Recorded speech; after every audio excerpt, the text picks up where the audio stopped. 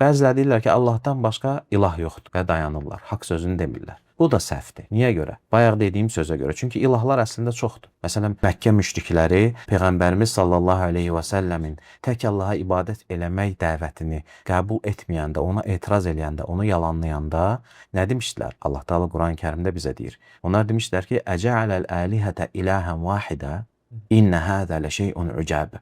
O ilahları bir ilah elədi. Həqiqətən bu çox təəccüblü bir şeydir. Yəni onlar nəyə razı deyildilər? Onlar razı idilər ki, Allah da ilah kimi qəbul edirdilər onlar da. Onlar sadəcə nəyə razı deyildilər? Digər ilahları inkar eləməyə razı deyildilər. Deyirdilər, biz Allahı da qəbul edirik, amma onunla bərabər digər ilahları, digər məbudları, bütləri də qəbul edirik. Amma Peyğəmbərimiz sallallahu əleyhi və səlləm onlara la ilahə illallah deyəndə onlar nə başa düşdülər? Onlar başa düşdürdülər ki, la ilahə illallah desəm, o deməkdir ki, digər ilahları hamısını inkar eləməliyəm. Yalnız Allahı özümə ilah seçməliyəm və yalnız ona ibadət eləməliyəm. Ona görə də onlar bu sözü nədir? Qəbul eləmədilər. Ondan əlavə, la ilahə illallah sözünü Allahdan başqa Rəbb yoxdur, Allahdan başqa Xaliq yoxdur, Allahdan başqa yaratmağı qadir olan yoxdur kimi də tərcümə eləyənlər çoxdur. Bu da düzgün deyil.